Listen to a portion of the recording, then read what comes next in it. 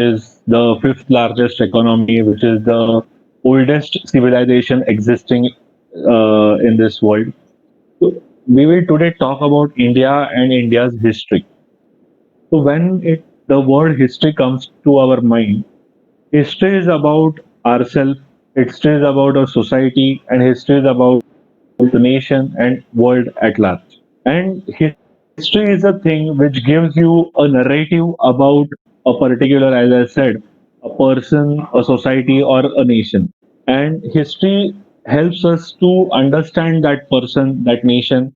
Also, the correct history or what history is taught shows you that whether one should be proud of his or her nation or be ashamed of his or her nation. So understanding the historical part of our nation is very important. The second thing is history also helps us to correct our wrongdoings and also tells us about what sacrifices our ancestors did for us.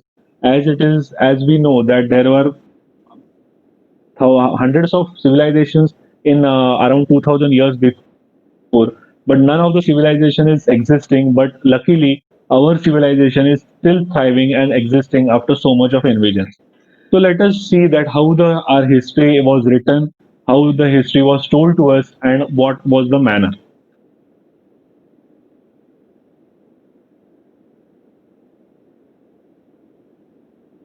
So everyone can see on their screens that there is a line from an African proverb that until the lion tells his side of the story, the tail of the hunter will always glorify the hunter. So one can understand that our history, Indian history, was written by not by the Indians, but by some foreigners or the invaders or the colonized powers, and our own history was not written or not shown to us in the way it should have been shown, and by the Indian perspective. And what happened that when the other person or the opposite side writes the story about you, he never glorifies you. He always tells what wrong things you had and what what were the things missing in you. But when you write your own tale, the things will be different. And the unfortunate thing about our country is most of our history was written by the outsiders or by such Indians who never loved India, who were paid by the outsiders, who were what we say influenced by the Western minds, etc. So we will see one by one that how the history was manipulated and how it was actually be taught to us, which will make us proud about our country, feel confident about our country, and we can go one step higher. So we will start from our great literature, great stories from Ramayana and Mahabharata. We call Ramayana and Mahabharata as mythology. Now, mythology, the meaning of word mythology is it comes from Sanskrit word mithya, which means not true, or some stories told from one generation to another. Here, the point is Ramayana and Mahabharata were not mythology, but they were the history of our land. They are as we had Gandhiji, we had Shivaji Maharaj, that we don't doubt them anymore or any have their existence, whether they are existed or not. Similarly, the characters in Ramayana and in Mahabharata were there on this land. They should be in our history textbooks, in not in other English or any mythological textbooks. But unfortunately, we have kept these epics in mythological scale. If we take one example of Ramayana, we after we in our life we say Ramayana thousands of times, but many of us even do not know what the meaning of word Ramayana is. We say some people say that it is the meaning of Ramayana is story of Ram, but it is not. Ramayan's meaning is journey of Lord Ram. This journey of Lord Ram is also of two aspects. One, his journey from Ayodhya to Lanka and back, and the second, which is actually the most important, is Ram did not born with some great powers. He was normal. Took birth on this land like everybody, like we all, in some family, and from them that position of his caliber, he became Lord. He became a yogi. He became Purushottam. So his journey from being a simple Purush to a Purushottam is called Ramayana. And in this context, Ramayana should be taught to us also, just to give an example, Ramayana, we all know that because of Shivaji Maharaj, we got our Swarajya from Mughals and we are still thriving. But in upbringing of the great Shivaji Maharaj, the main part of his study was Ramayana and Mahabharat, which was the imbibed in him by his mother Jijabai.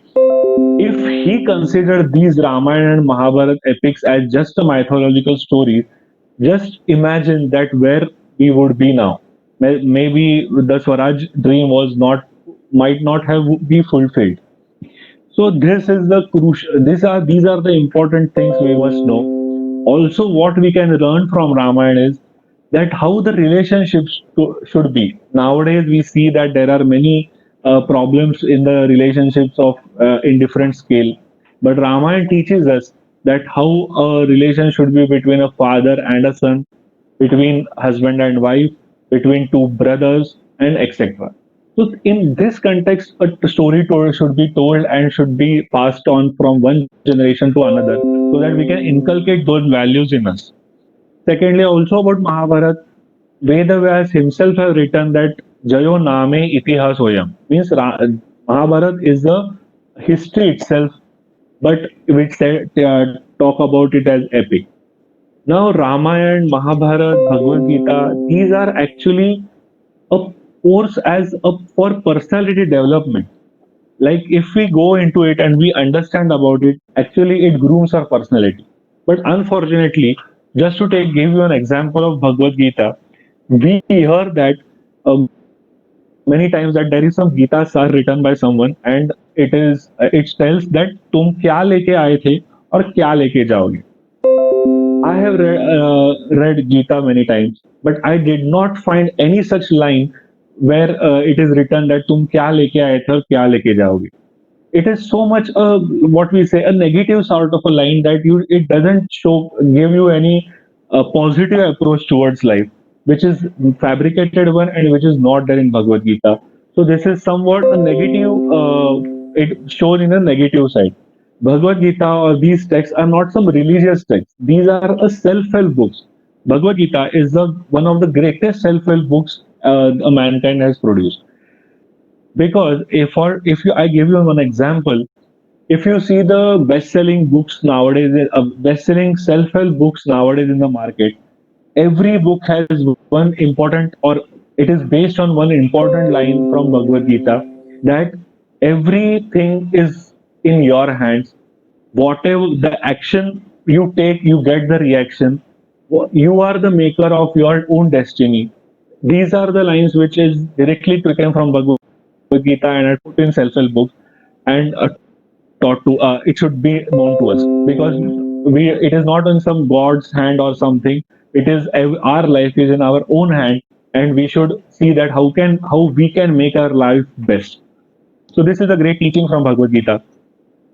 Another unfortunate thing about Bhagavad Gita is there is a narrative in almost in today's generation, also in the previous generation, that Bhagavad Gita should be read in your old age, which is a very wrong concept because it was not told by Lord Krishna to Arjun in some 70 years or 80 years old time, but it was told in the middle of war when it was a matter of life and death.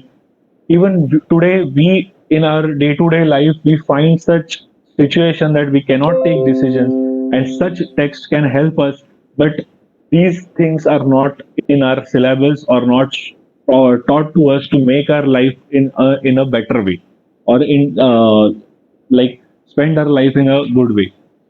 And the last thing which is last but not the least is about Ved and Upanishad.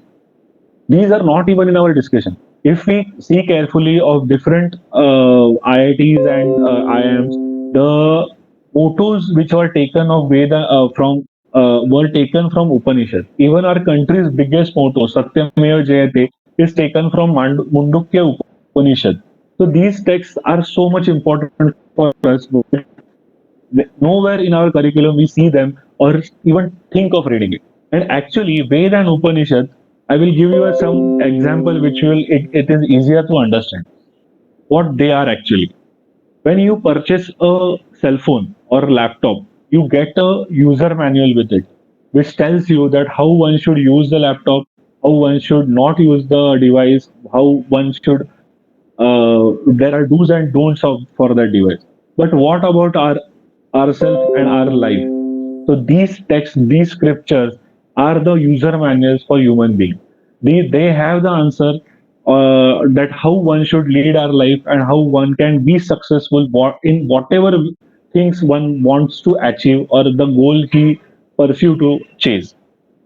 So these should be in our text, but unfortunately, the translations of Ved and Upanishad in English are mostly done by foreigners. Hence, as I told you before, that they didn't translate it in Indian way, which can connect us by to our heart, but in very westernized way. Nowadays, things are changing, but still a large scope. There is a large scope for change.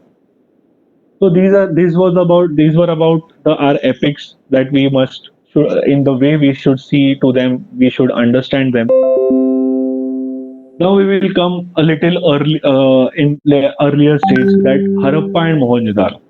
Whenever we think about Harappa and Mohenjo-daro, main thing which we comes in our mind or what it is taught to us is about town planning and drainage system. I think when you think about a city, a drainage system is the last thing, or a sewage system is the last thing which we can think about. But unfortunately, the material which is shown to the public in our country about Harappa and Mohenjo-daro is about the town planning.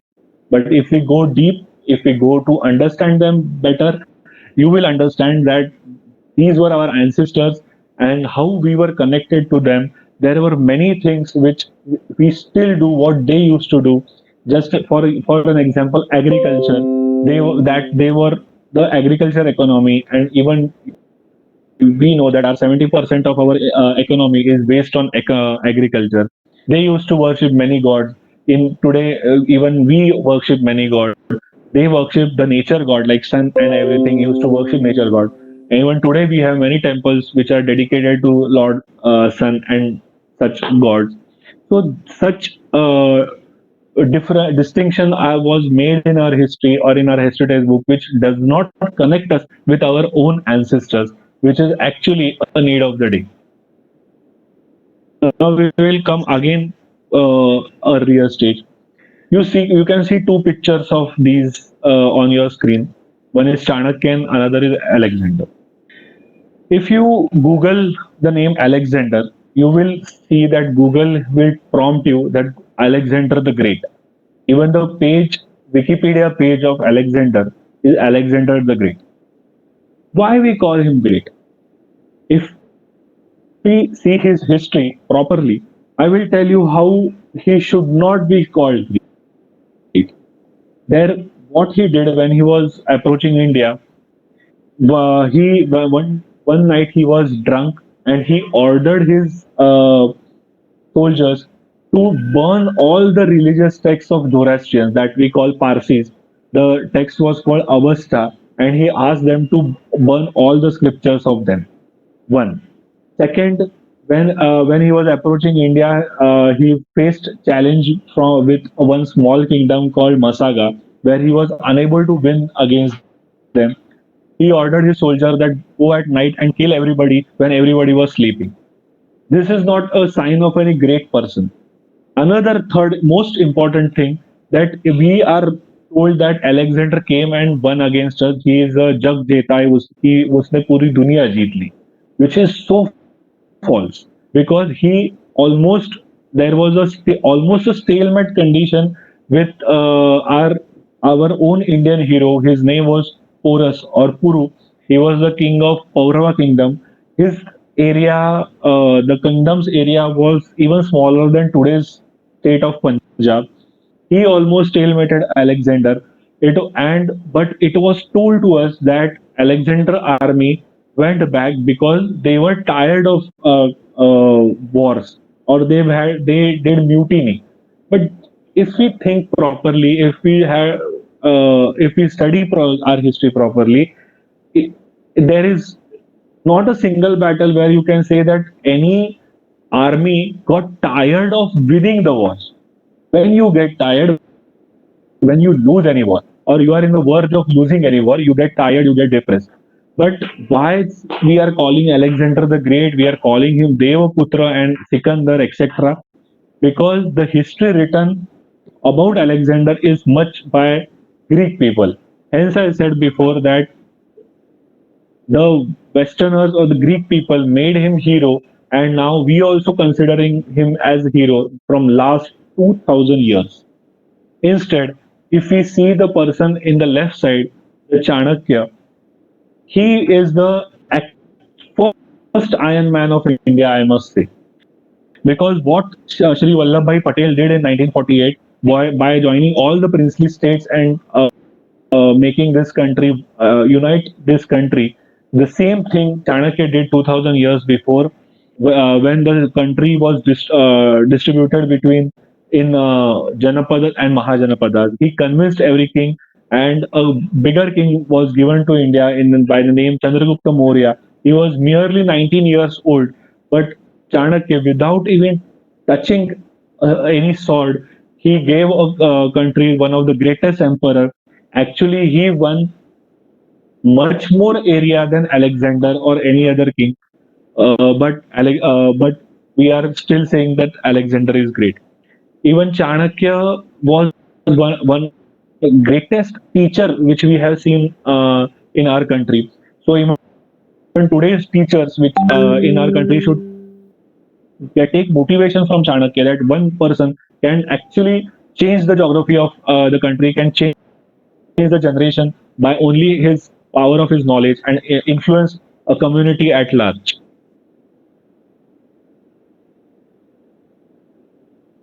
So now, when you see at the screen now, you will find that there are some names in the left side and some names in the right side. The names in the left side occupied our Indian history in large amount, which like Muhammad Ghazni, Muhammad Ghori, Taimur, Aurangzeb, Khilji, Babur, etc.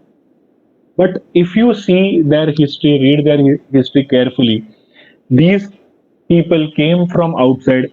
They were not Indians. They were not born and brought up over here, but they came from outside, from northwest area, and did very cruel things in our country. Three things they did mainly in our country. First is they increased tax in large number, which actually hampered our economy. By that time, we were the our GDP was almost 40% of world's GDP. But as they came, our GDP increased as they increased tax. Secondly, they destroyed the religious places in this land, and third thing, they did mass conversion. One such example I can tell you about Taimur. He was such a devil that during when he came in India and defeated the local kings, the he killed around 5% of total world's population. So can you just imagine, in that time when no atom bomb, no fighter plane, no high range missiles were there, he killed just by arrows and swords in large number. So it's such a heavaniyat he has spread in the country. But unfortunately, today people name their children by that name.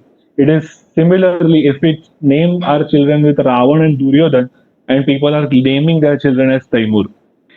Second, about if we talk about Khilji, there is one incident that he converted 30,000 children and women in single day, and at night he got some information that those people might revolt against him. So he ordered them to kill everybody, and in one day he killed 30,000 Indians. So this was our history, and what we did as present generation, we named them to our railway station, to our roads. One must know that Nalanda University, which was the largest university in the world of that time, was burned down by Bakhtiyar Khilji, and the the station near Nalanda University was named after this Bakhtiyar Khilji, which is a very unfortunate incident.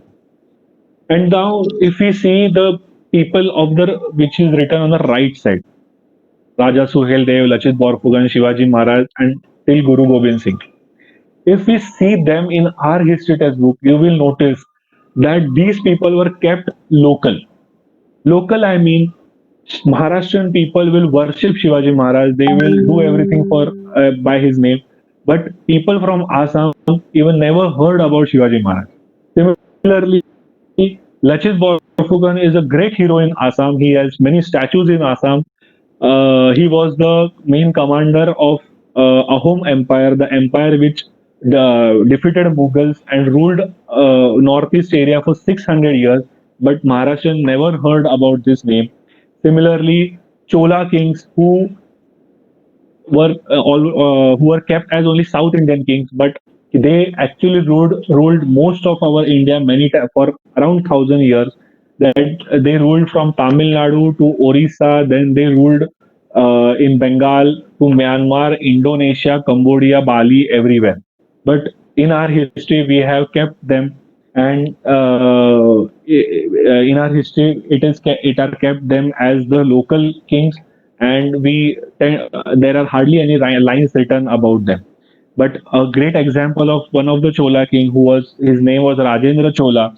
He what he did, he a great example which shows unity of our country. That being a king from south, he had such a what we say devotion towards Ganga, Ma Ganga, that when he reached Ganga after winning a province after province, he actually took water from Ganga River to in some cans and brought that water in his headquarter in South India and made a pond of that water. He was very proud by and called himself Gangai Konda, which means who conquered River Ganga. So this shows a unity between our people, and a person from Uttar Pradesh or from Tamil Nadu has same feelings about our culture and our great things. Raja Suheldev, he actually is a great example. I guess you might be knowing that Amish Tripathi, a great Indian author, has written a book about Raja Suheldev.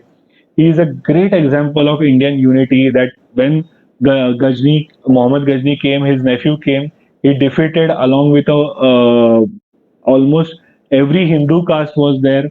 Every Muslim Muslims were there in his army. Every Jain, Buddhist, everyone was there in his army, which showed a great unity about our country. But his name is not there in our history textbook in any place. Another example is of Krishna Dev Rai. He was a great emperor of Vijayanagar Samrajya, which is one of the greatest empire, which actually gave inspiration to our Shivaji Maharaj. He was also one aspect which should be known to today's generation, which can connect them to this king. That many of you might be going to gym for a good bodybuilding and everything. What he used to do, that he used to drink certain amount of oil in the morning, and he used to exercise so extensively that that much oil should come out of him in form of sweat, and that was his aim when he used to exercise. He was a 7 feet massive man, and he was called destroyer of Turks, and he was such a great king, but his name was not much given in our textbooks, and we must know about him. So these are some examples. Dara Shikoh, he was the elder brother of Aurangzeb. He was the real heir to the Mughal throne, and he was such a nice man. He translated many Veds and Upanishads in the local languages.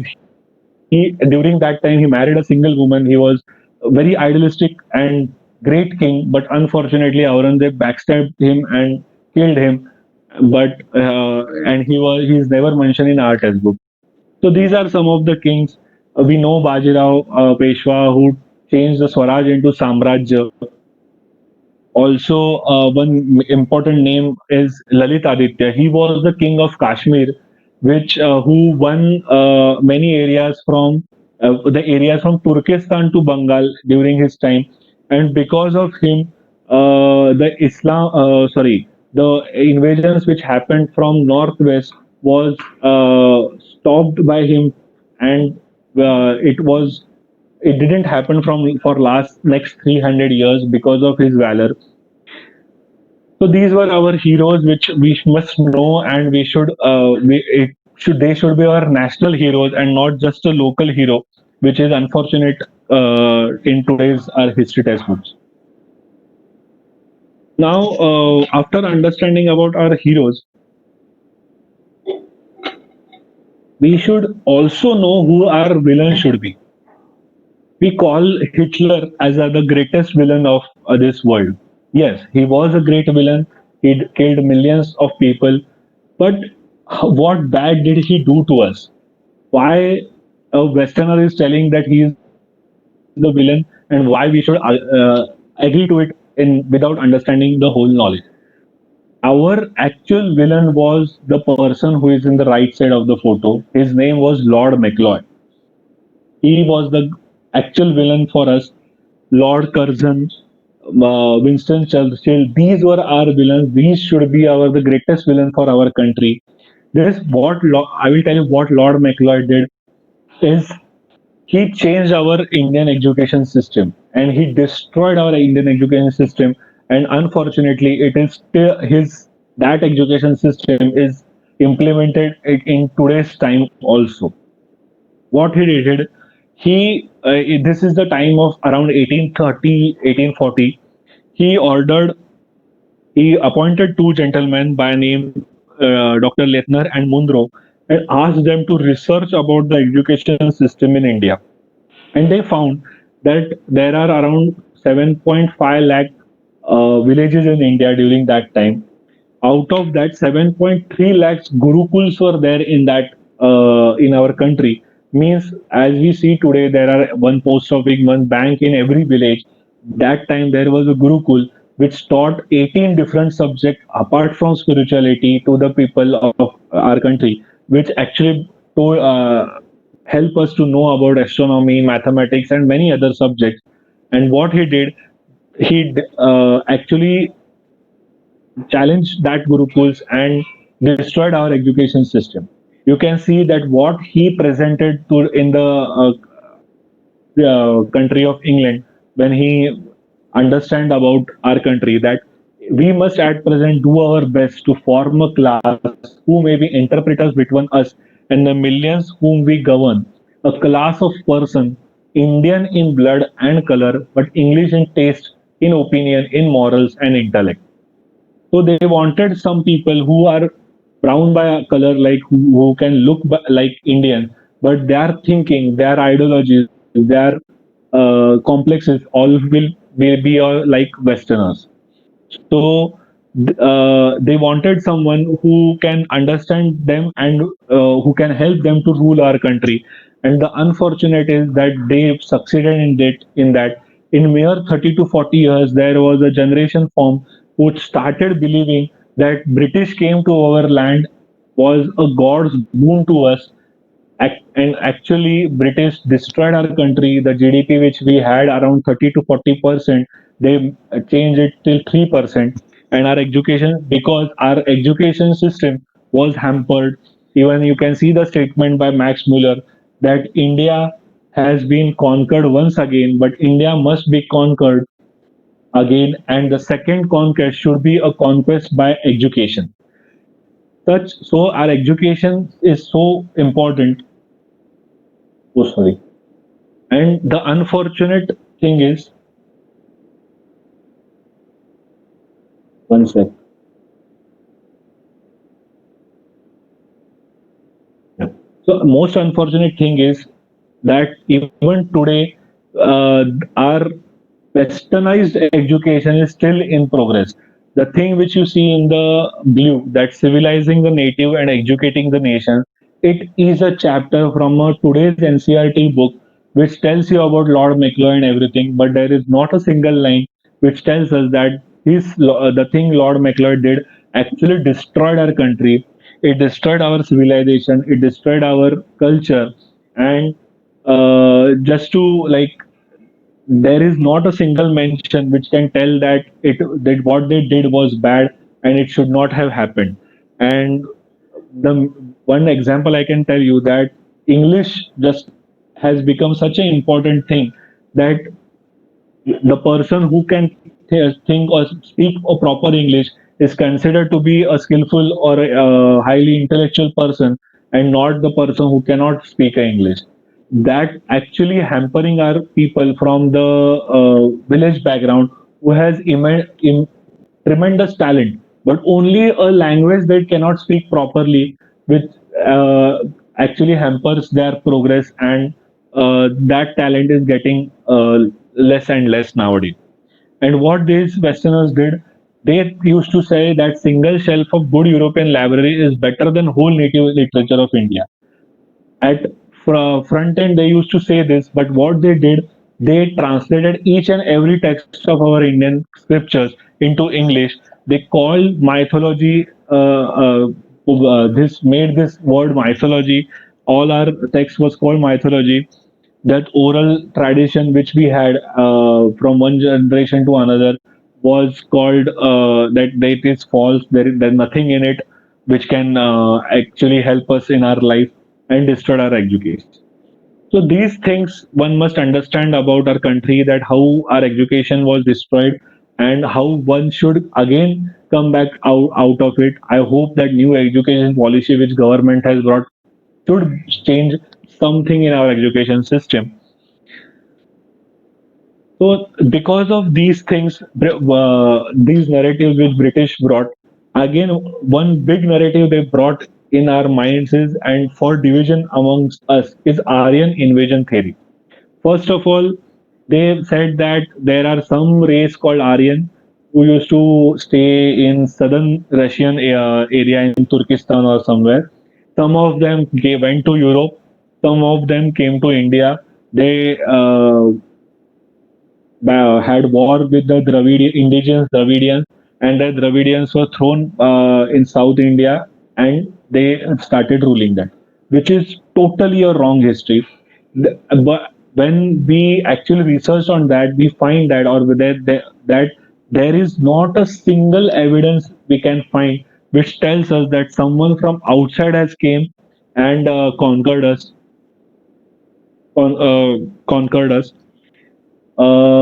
because when any war takes place, I'm audible, right?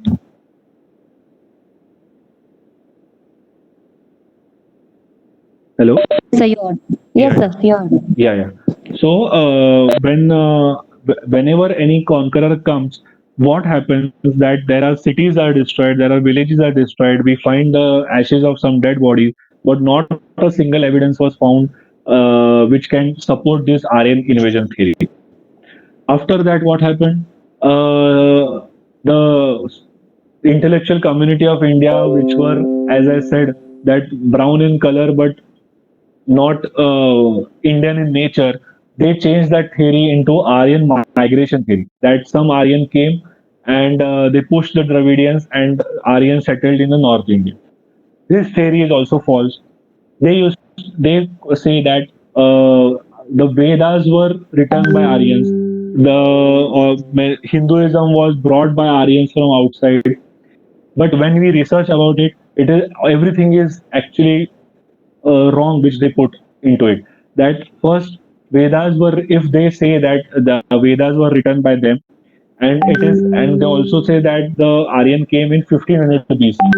But Vedas has a description of Saraswati River, and Saraswati River was vanished in or dried out in 1500 BC. Hence, this is also a false claim. Secondly, the recent excavation which we found in Haryana has such toys or such statues which has yoga poses, which has attire of the women, which actually complementary to the attire which today's women wear, like bangles, etc. So these are many things which can actually disprove the Aryan invasion or Aryan migration theory. And one of the biggest lie was Aryan is not something, any race or something. If in today's time, how we say ladies and gentlemen. Similarly, that time it is was called Aryan by that way. It was not some race or something. And these things were brought to us to divide us and conquer us by external power. Instead, the when today when the research are done, we find that there is an outside India theory, which means Indians went outside for trade and business. As we all know, we were golden sparrow for most of our the time of our history. We had much in surplus, so we went outside and did trade, and hence my some travelers might have died there, and people have found their DNA there. Once a very beautiful example is that in one first AD, one of the greatest empire called Roman Empire banned Indian currency because we had so much trade in with them that Indian currency got so much value over there that their own the value of their own currency got depreciated and people were not accepting their own currency, so they have to ban the trade with India. And such interesting stories were there about our nation. And unfortunately, these theories were bought by our Indians only, and we still think that these are the things.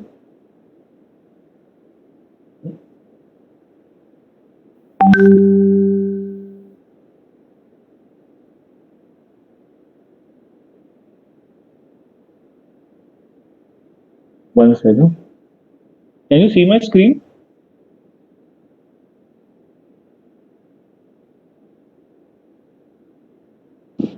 The screen is not visible.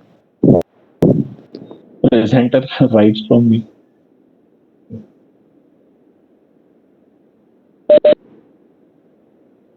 Meanwhile, few instructions.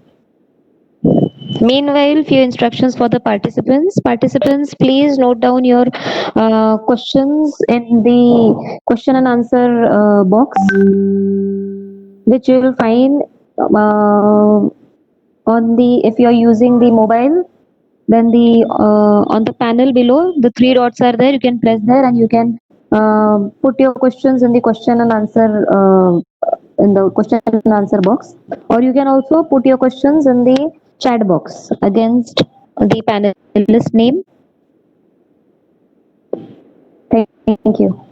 So please So, continue. yes, thank you. So what happened after this such propaganda? As I said, that we were the richest country for longest time of our history, but unfortunately today we have to. If we see that most 50% of our nation is still poor, malnourished, and because of such invasions and such colonization. Now these things were done by mostly by the outsider historians and outsider people. We will see what Indian people did with our history. That what was the narrative of Indian independence struggle.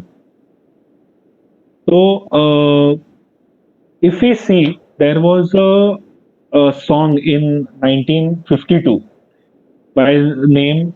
The lyrics was "दे दी हमें आजादी बिना खड़ग बिना ढाल साबरमती के संत तूने कर दिया कमाल."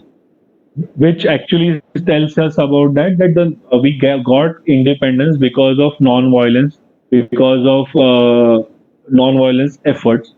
But when you study our history, we can understand that there is it was taught to us that Congress and Gandhiji actually gave because of their struggle and because of their fight, we got the freedom. The Congress, which was actually um, what we say established by a Britisher by name Alan Octavian Hume, he established it because as 18 they didn't want the 1857 revolt to happen again. But and in our history textbook, if we see, there is always a narrative that only non-violence was the reason behind the our independence struggle. But if we read our history properly, we will find out that the revolutionary activities which took place in our country by different revolutionaries like Bhagat Singh, Udham Singh, Rajguru, Savarkar, it is shown in such a way that it is very inorganic. Like some people from Maharashtra, some from Bengal, some from Tamil Nadu, from Punjab, they fought in their local areas. They were caught and were hanged. But it was not. If we study it properly, every revolutionary motivated the next generation revolutionary, and that actually the revolutionary activities also increased with times, which actually disturbed the British Raj. And one of the most important thing which was not in our history textbook, and one must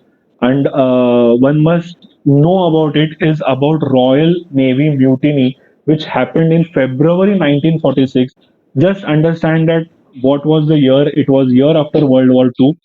What happened that Navy of Indian Navy, which was serving British, went against them, and they actually did mutiny against them in various places of our country, like in Karachi, in Mumbai, in Kolkata, in Pune, and various places. And hello, someone is typing. Can you put on mute? Yeah. So,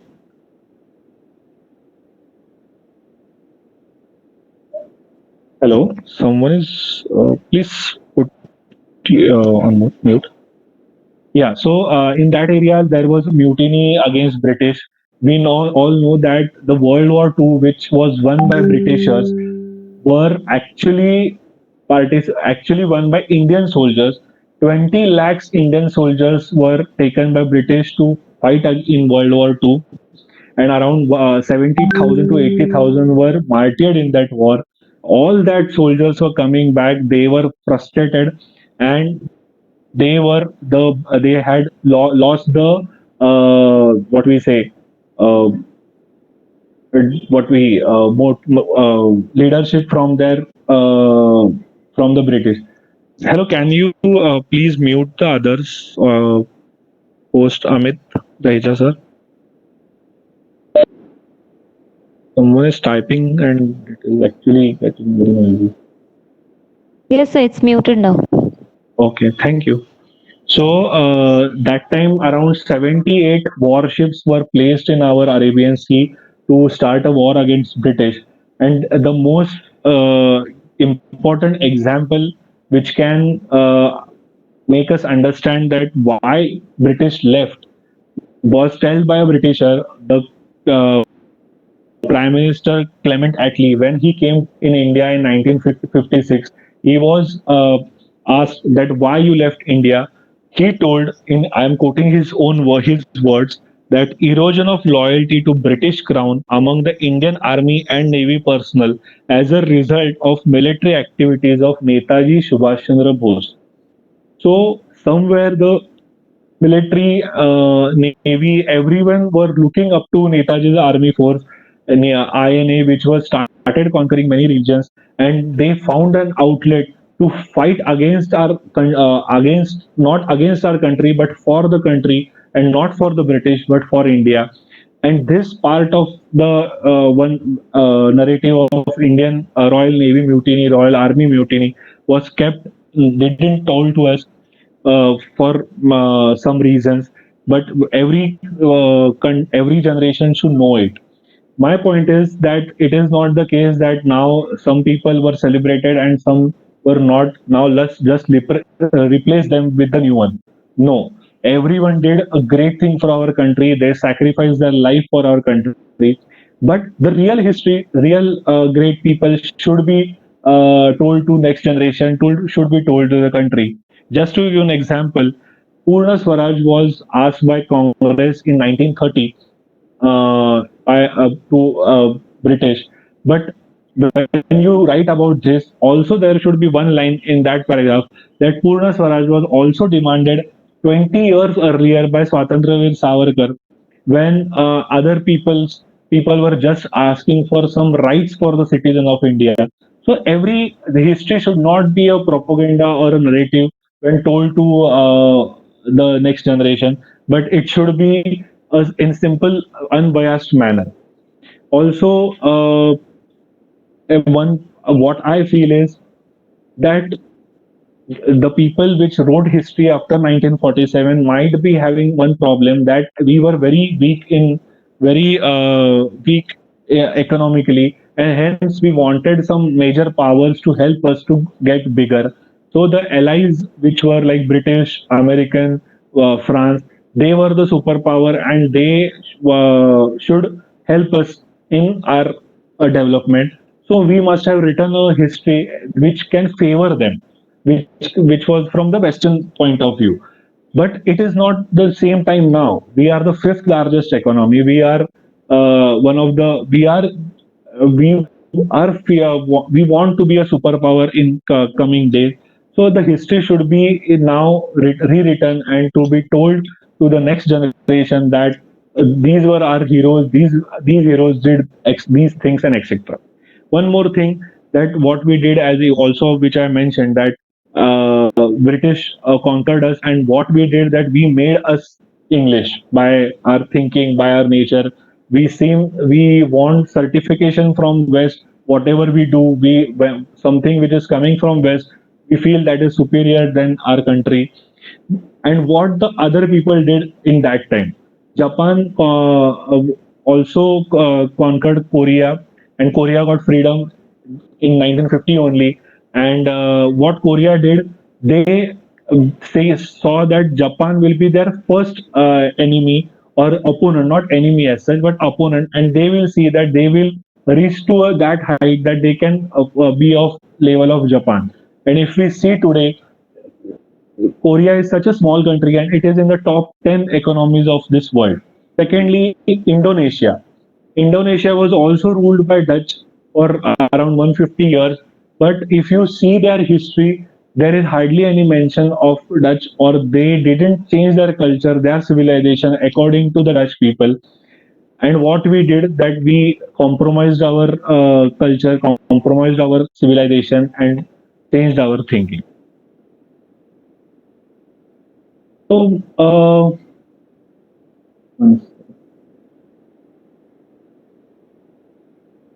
yeah. So when we talk about our history or about our country, it is not always about dynasties. One dynasty came, they conquered against them, colonization and everything. But our major part of our country's history should be about the contribution which we did for the world. The society which we see today, how much of it is because of our own country. India is a land of many firsts. The one paragraph which you can see on the screen, it is from the book Case of India. It was written by a American historian named Will Durant, who came to India in 1930, and as he was non-biased, as he was not a British, not a Indian. He wrote from a neutral perspective that India was the motherland of our race, and Sanskrit, the mother of Europe's language. She was the mother of our philosophy, mother through the Arabs of much of our mathematics, mother through the Buddha of the ideals embodied in Christianity, mother through the village community of self-government and democracy. Mother India is in many ways the mother of us all. So we are the land of many firsts, and we don't claim it in that way in the world. If we read our different textbooks, which in our scriptures, we find that there are many things discovered, innovated in terms of astronomy, astrology, medicine, mathematics. India is the first country which put forth in front of the world that body can be cut into two and can be seen inside, which we call it surgery. The Shushruta, who actually discovered the art of uh, plastic surgery. Excuse me.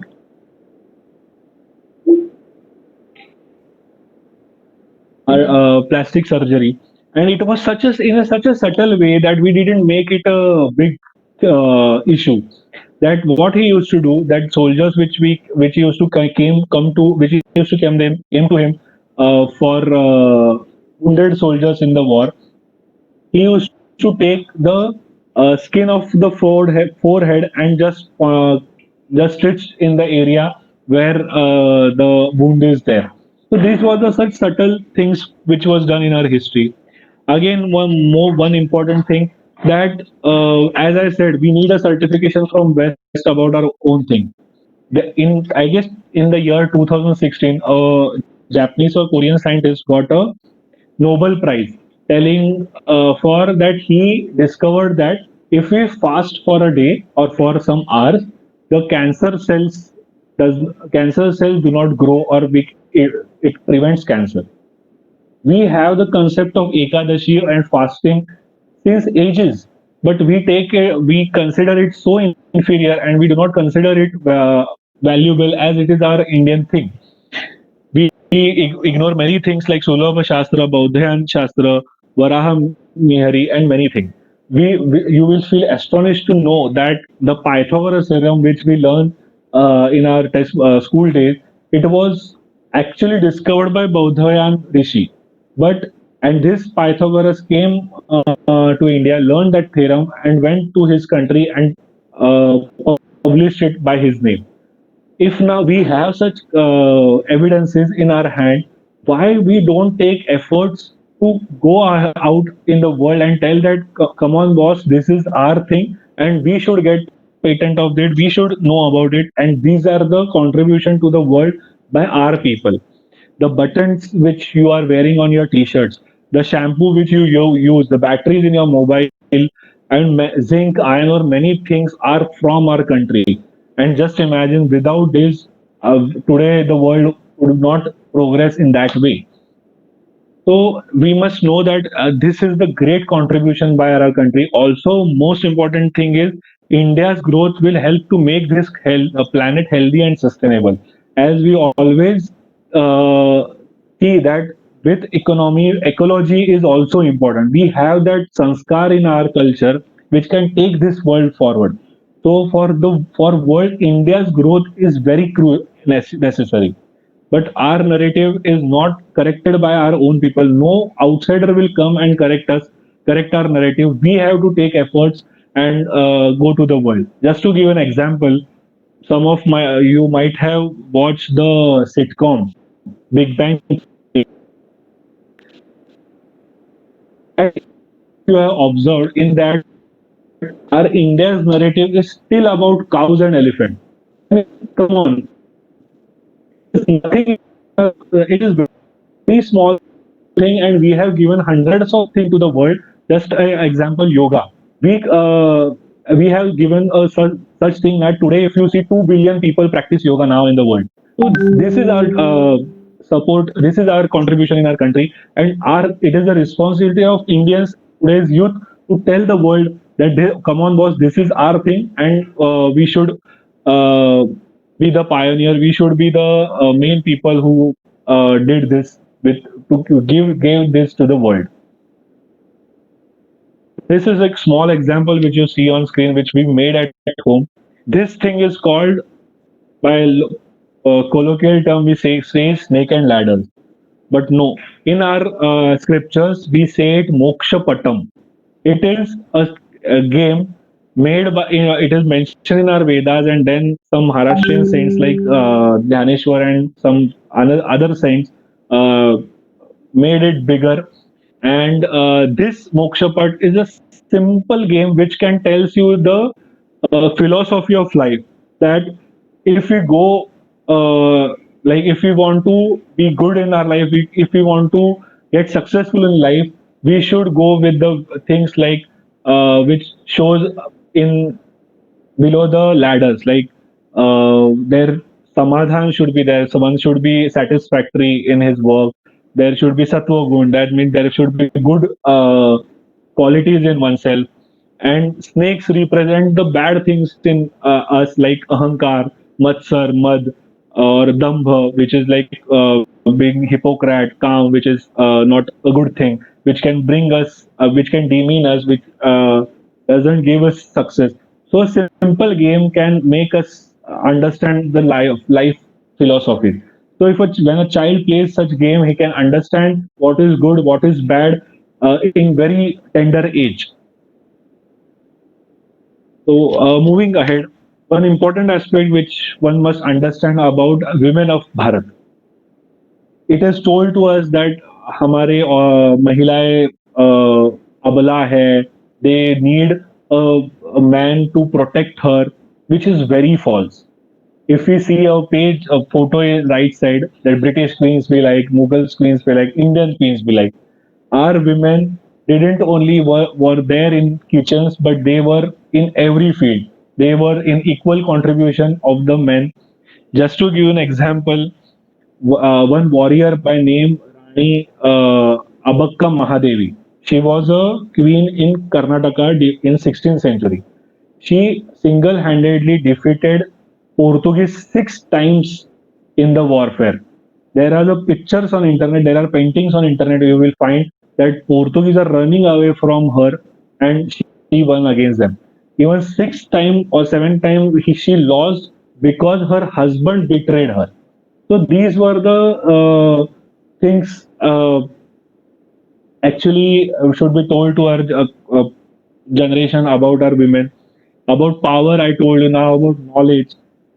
You must have heard Adi Shankaracharya. He used to debate with people and convinced him about the spirituality. So there was a famous debate between him and Mandan Mishra. It is one of the greatest debate ever, which lasted for months.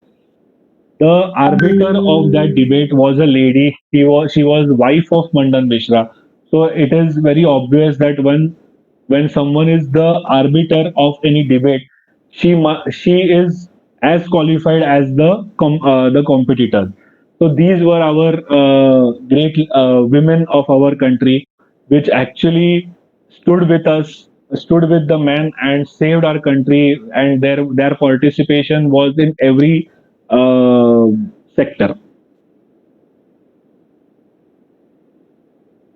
So my point about rewriting the history, luckily even our two politicians today agree with it, that our home minister, our prime minister, even Shashi Tharoor ji, everyone is saying that if you don't know where you have come from, how you will know where you are going. So we should know about our roots. We should know who we are. We should know that our DNA, everyone's DNA, irrespective of the religion, caste, etc., things which are doesn't matter. We are from this civilization. We are from this culture, and we if when we know our roots, we can go ahead. Just to give you an example, that if we want to grow, if we want to become a superpower, there are two examples like America and Japan. America was is also a superpower, but they didn't have any culture, and you see that there are many protests, there are many negative things happening in America because of the what we say lack of culture in them. But if you see Japan, they are also very advanced. They are one step ahead of America, and they kept their culture, their civilization alive. Luckily, our ancestors have kept our civilization alive. It is our responsibility to take forward or even know about it and go ahead with it. Now, this is all about history stuff. But now, what we do? Now, everything said and done. What today's government, today's people, we people, what we can do about our country? First point is ICHR, that is Indian Council of Historical Research. They are the main body of the government which looks after the history of our country and historical thing. But in the year 2016, their budget was only 26 crore. For 130 crore population country, this budget is very small. With that stuff, how our real history, how our glorious history will reach to the people of our country? Unfortunately, I heard a statement 2 years before that even today one of the minister of present government says that we didn't change a single line from the history in last 4 years. According to me, it is an unfortunate thing. We should know our real history. Hence, the second point, we should change some part of our syllabus. The history should be written with no propaganda, no narrative, but only narrative should be India's grand narrative, which can actually make us proud about our country, make us confident about our country when we go outside. Now, as youth, what we can do is we can have social media channels. We can enlighten people about our country. We can there are historical dramas and movies which we can tell about our great heroes in different formats. As now, we say it is a global village. We should uh, we should able to tell the world that how our country is, and no other person will come to tell about our country, but it is our responsibility uh, that we should tell the world how what India is, and we should change our narrative. Last but not the least, that we should be vocal about our glorious history to the world. And I like to propose one thing, that today it is 2020 and we have innumerable problems in our country. Just to give an example, our present government has given food to 80 crore people in this pandemic time. So we should understand that 80 crore people are unable to even get their bread and butter in our country. So we have to do so much for our country. We should be proud first, and then we can do these things in our country. And it is the responsibility of today's generation that by 2047, we, if we are having the same problems, then we are responsible for that and not the previous generation or anything. One government cannot change the things, or some political parties can change the thing. It is the responsibility of the our youth, our today's generation, that our next generation or our next period of life should be in a prosperous nation, in a better India. So individual growth should be directly proportional to the India's growth, and also one must see that we must join our personal aspirations with India's aspirations. That if you grow, then can country will grow. If we strive more to in our field, our country will get benefit of it. We are mass amount of vast amount of people in our country, so we can be superpowers. Also, as I said, I guess mentioned earlier, that India should be superpower for a peaceful world. As India has given Lord Gautam Buddha, Gandhiji to the world, so we know what peace is and how a peaceful world should be. Vasudeva Kutumbakam is the message we have given, and it is the responsibility of Indian people to actually make our world better, as we have the capacity to do that.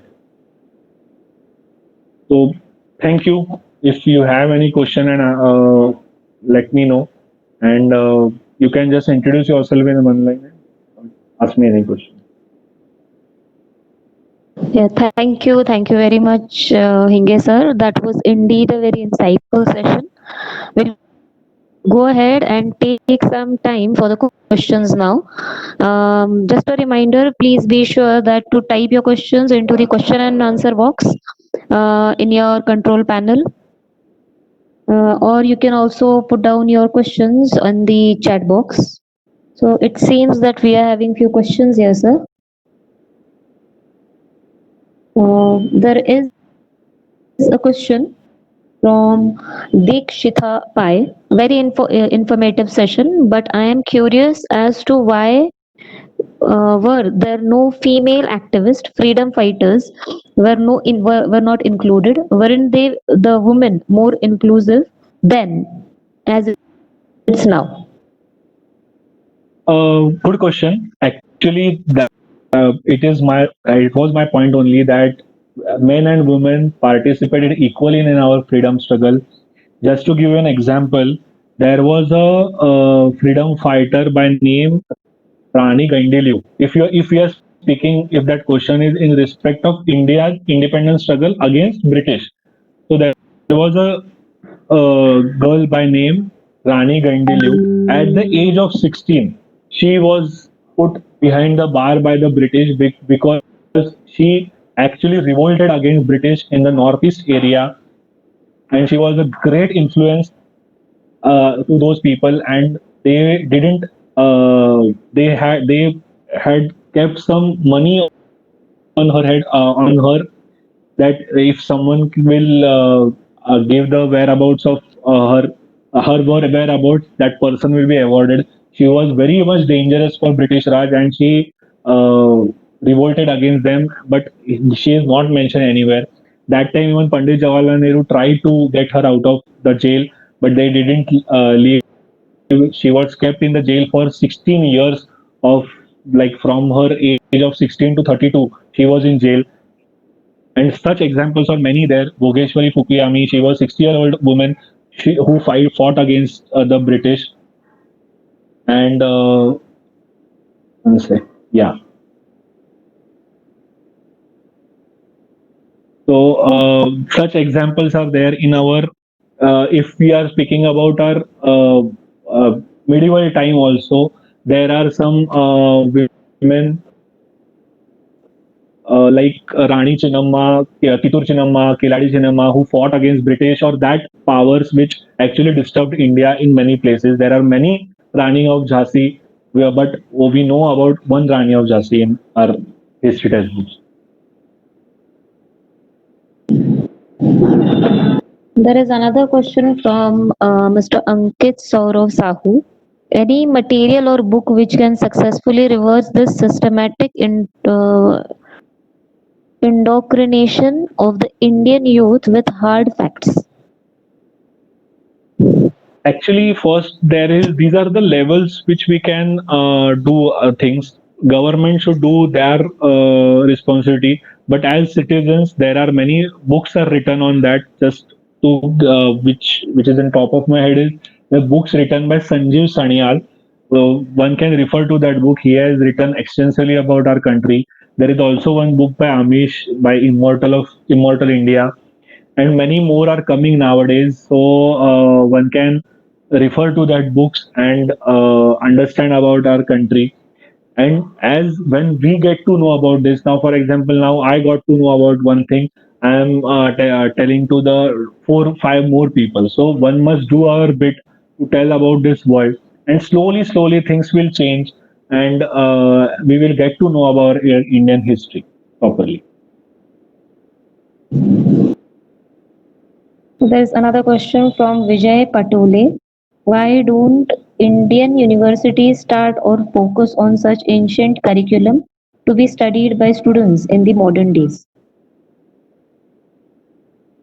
So that is actually up to them, that how they work. Maybe, as I said, that some people are still in our country that they are brown by a color, but their thinking is pleasing the West. There are some fundings to some universities which actually not helping to convert change our country. So it is the responsibility of the university as well, that they should take the like one some steps to change the history, change the narrative of the country. It is the collective responsibility of even universities, even students. If students ask for that, obviously the things will change.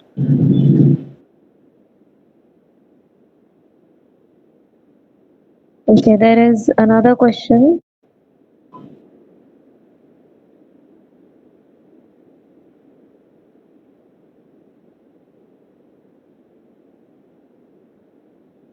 In order to stay connected with the Indians' glorious past, do you think related books on history, which includes at least basic historical facts, should be made compulsory in curriculum of our students? Yes, it should be made compulsory. But the thing is that as first we need to change what is written in today's books, and we should put the people who also deserve a much what we say in what their name should be there in the textbooks more, and that one, as we are in democracy, we cannot force anything, but if it is there in the textbook, one will definitely read it about it and understand it in depth.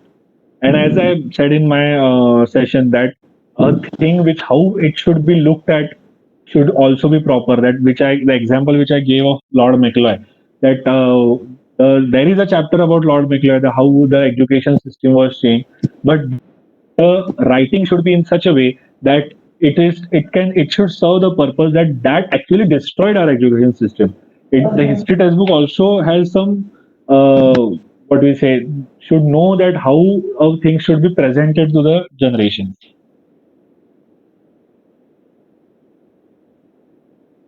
Okay, sir. Sir, there is another question from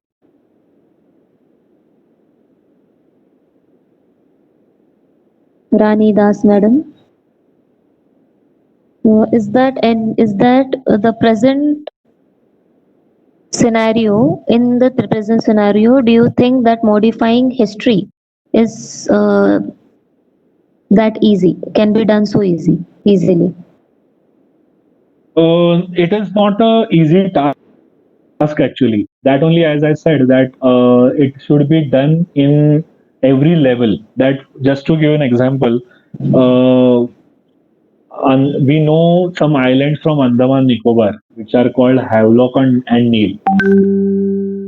Do we know that why their names are Havelock and Neil?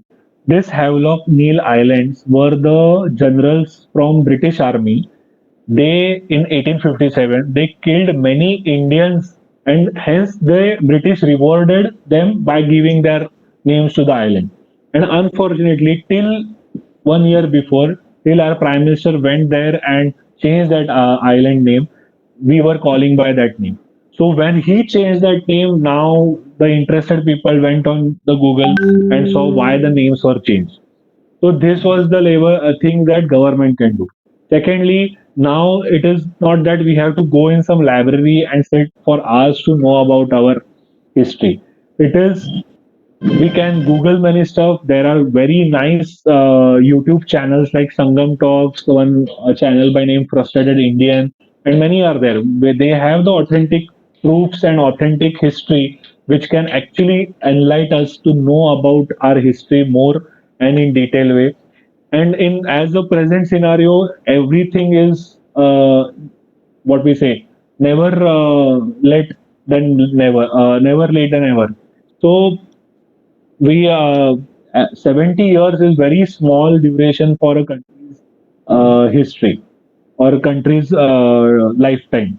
So there is much more scope that we can get more and we can know more about our country. We can change the history we want. And as I said, history we don't want to set any propaganda or anything. It is that just that we should tell our country people that how one should be proud about our countrymen or our past generations.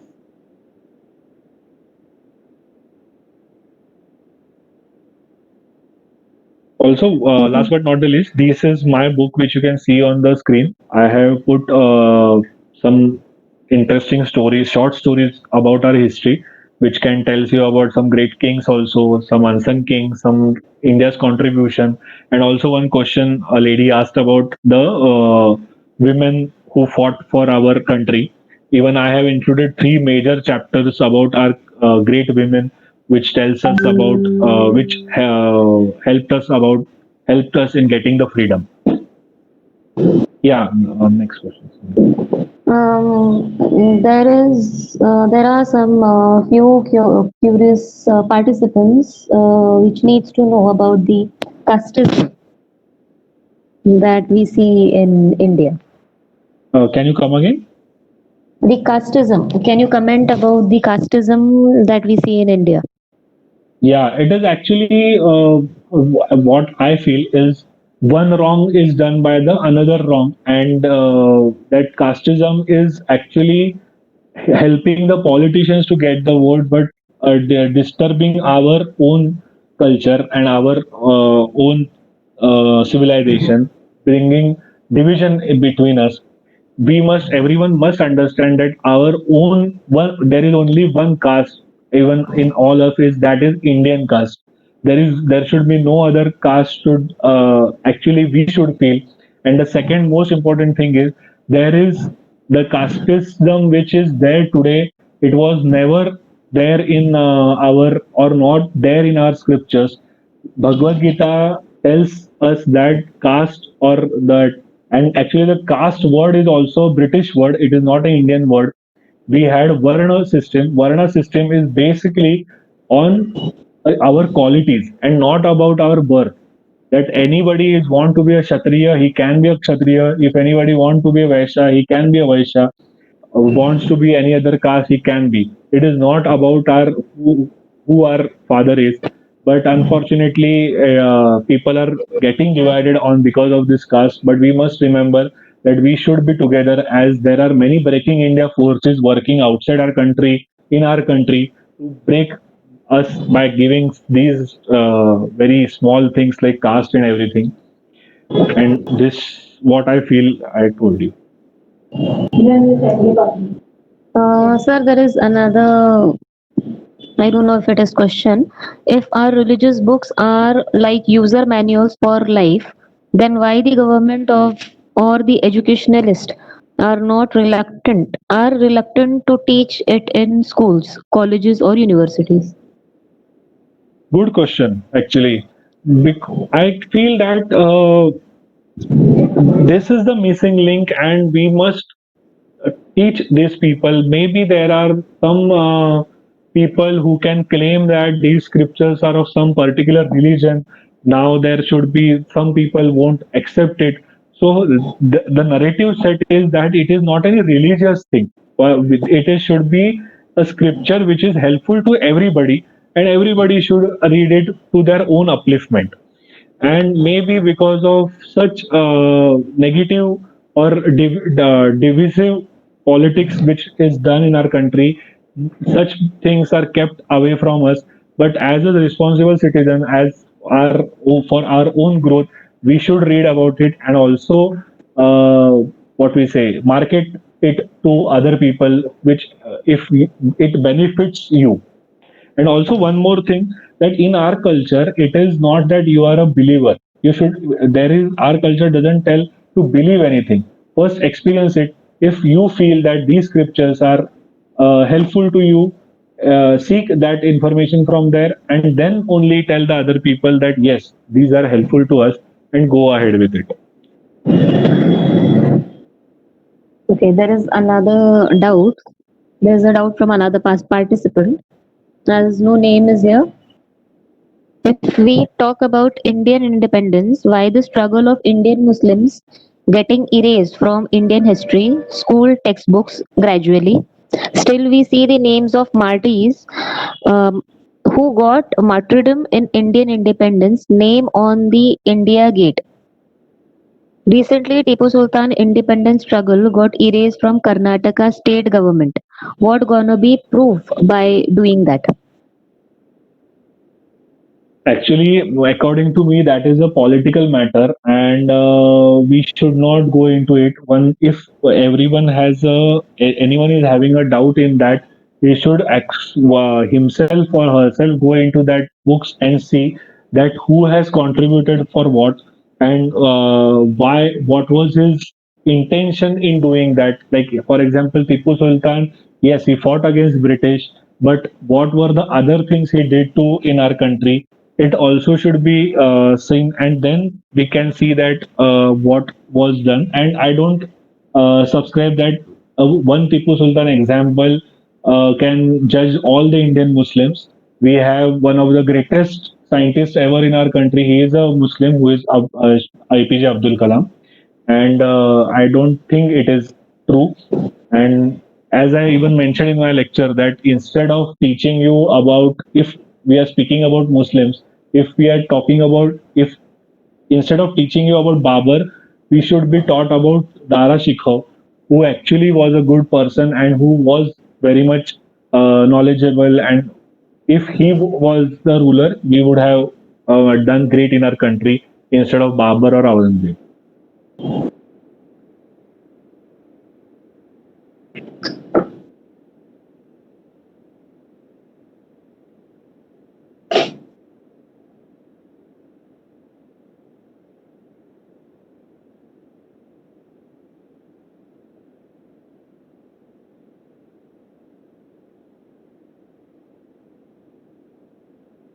Sir, there is one more question from Vijay Patule.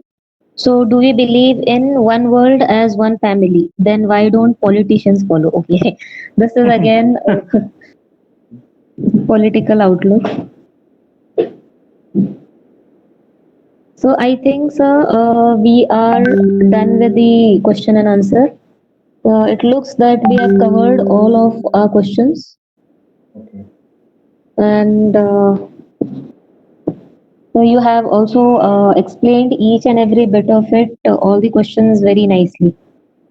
That was indeed a very gratifying session, sir. Our audience will definitely utilize information gained from your presentation in their nearing future, and it will definitely make them think about what we are losing and where we have it, in which direction should we proceed as when we hear about the Bharatvarsh or the history of India. So Thank we you, madam, now, for even giving me opportunity. And I wish everybody a happy Ganesh Chaturthi and be safe, stay home, and enjoy the festival. yes, sir. We now proceed towards a formal vote of thanks. Our today's speaker, Mr. Srinivas Inge, sir, revealed a few untold facts of exotic India. From scratch to core, sir managed to cover most of the concepts of our past Indian history. Today, I, Professor Atiya Khan and Professor Amit Raheja, coordinators of today's event, take this opportunity to thank our chief guest speaker, Mr. Srinivas Hinge, who spared time from his busiest schedule and enlightened us with his constructive knowledge. We are immensely thankful to Hinge sir for his tremendous efforts towards heading the session. His own ideas and elegance of explanation of everything, it was indeed commendable and requires deepest sense of appreciation. Thank you very much, sir. An event like this cannot happen overnight. The wheels started rolling weeks ago. It requires planning and a bird's eye for details. We have been fortunate enough to be backed by a team of very proactive and dedicated staff of our institution who are well versed in their job. I am short of words for their involvement and their willingness to take an on completion of the task beyond their comfort zone. Our sincere gratitude goes to Shri Maluji Raje Chhatrapati, Honorary Secretary, All India Shri Shivaji Memorial Society's Institute of Information Technology, for inspiring us to uphold such an important technical event. I also extend a really hearty vote of thanks to our managing committee, AISSMS IOIT, for their continuous motivation and support. I would also like to thank Dr. Pramod G. Mushrif, HOD, Engineering Science, AISSMS IOIT, for guiding us throughout the event. A special mention to our respected principal, Dr. P.B. Mane, for being the catalyst that simulated us to do our best and standing as pillar of strength. With a deep sense of appreciation, we thank all teaching and non-teaching staff members for their untiring efforts. Last but not the least, my sincere thanks to all our participants without whom this online webinar would not have been possible. Thank you everyone. Thank you very much. Thank you sir, Hinge sir. We appreciate your presence here. Thanks again for joining us online. I now hereby declare that our webinar on revealing the untold attributes of exotic India has been clinched. Thank you. Have a good day ahead. Thank you, Hinge sir. Everyone, all the participants, please check the feedback link that I have posted on the chat box. Fill in the feedback link to get the e-certificate. The e-certificate will be mailed to your registered mail ID within 1 week. Thank you. Thank you, Hinge sir. Hope to have same kind of association with you in future also. Same here, madam. Thank you. Thank you.